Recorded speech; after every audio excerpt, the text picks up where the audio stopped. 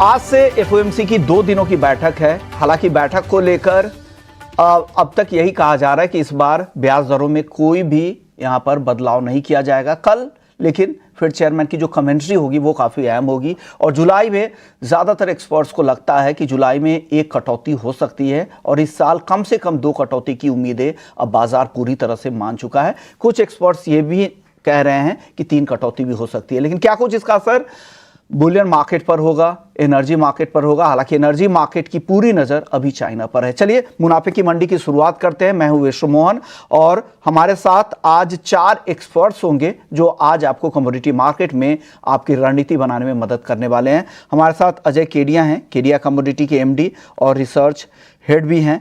साथ ही भाविक पटेल हैं ट्रेडबुल सिक्योरिटीज से। एनर्जी एक्सपर्ट नरेंद्र तनेजा भी हमारे साथ जुड़ेंगे जिनसे हम क्रूड पर उनकी राय लेंगे। और आगे प्रफुल्ल विटलानी होंगे, एस्ट्रा के chairman, all India sugar trade association के चेयरमैन हैं। उनसे हम शुगर सेक्टर का पूरा हाल जानेंगे। लेकिन चलिए शुरुआत करते हैं गोल्ड और सिल्वर के साथ। भाविक आप बताइए, इंट्राडे ट्रेडर्स के लिए क्या सलाह है, क्या करना चाहिए गोल्ड और सिल्वर दोनों में? Good morning Vishwamohan ji. Good morning. I think दोनों गोल्ड और सिल्वर में मुझे लग रहा है कि बाई करना चाहिए। जैसे केडिया जी ने भी बताया, आई थिंक मेरा भी व्यू बुलिश ही है। सितंबर rate hike I think market ने नियरली 100% डिस्काउंट कर दिया है और अभी आई थिंक कोई भी नेगेटिव फैक्टर्स दिख नहीं रहा है सोने और चांदी में, एटलीस्ट सोने के लिए। एक ही आई थिंक फैक्टर है कि अगर इंटरेस्ट रेट हाइक करेंगे जापान तो येन जो कैरी फॉरवर्ड ट्रेड है वो अनवाइंड हो सकता है और उसकी वजह से थोड़े बहुत सेंटिमेंट व्यू स्लाइट नेगेटिव हो सकता है। बट अदरवाइज मुझे लग रहा है कि दोनों में तेजी करनी चाहिए। गोल्ड की बात करें तो आई थिंक गोल्ड में भी 68,150 जब थोड़ा डिप मिलता है तो बाय कर सकते हैं 68,000 के स्टॉप लॉस से और टारगेट रख सकते हैं 68,700 का। और चांदी की बात करें तो चांदी भी हमने लगातार लास्ट 1 वीक से गोल्ड के कंपेरेटिवली काफी अंडर परफॉर्मेंस देखा है क्योंकि बेस मेटल जो है वो काफी वीक है और इंडस्ट्रियल डिमांड है वो भी चाइना की तरफ से वीक है। बट आज अगर देखें तो थोड़ा बहुत मुझे लग रहा है कि वैल्यू बाइंग आ रही है गोल्ड सिल्वर रेशियो की वजह से। सिल्वर थोड़ा अट्रैक्टिव लग रहा है, आज मुझे लग रहा है शायद सिल्वर ज्यादा आउट परफॉर्म कर सकती है। तो चांदी भी 81,350 पे बाय कर सकते हैं 82,000 के टारगेट के लिए और इंट्राडे स्टॉप लॉस रख सकते हैं 80,900 का।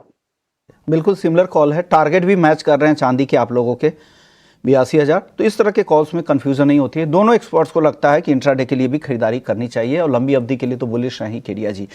और भाविक आप बताइए, कच्चे तेल का मार्केट आपको कैसा दिख रहा है? ऑप्शंस में कुछ मौके हैं क्या यहाँ पर, या कुछ बाउंस बैक की उम्मीद है? क्योंकि 10% गिरने के बाद हो सकता है ट्रेडिंग बाउंस बैक दिखे बाजार में।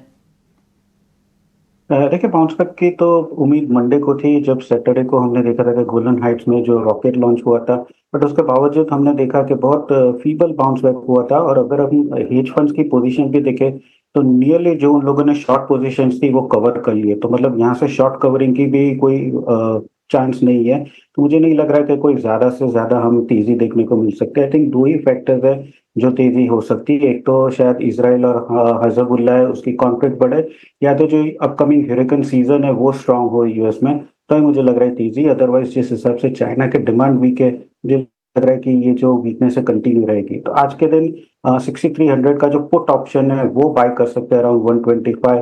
टारगेट रहेगा 180 का और स्टॉप लॉस रहेगा 95 का। ओके, 6300 के स्ट्राइक की पुट खरीदने की सलाह अभी भी आप बेरिश है कि भाविक आपकी राय मसालों पर?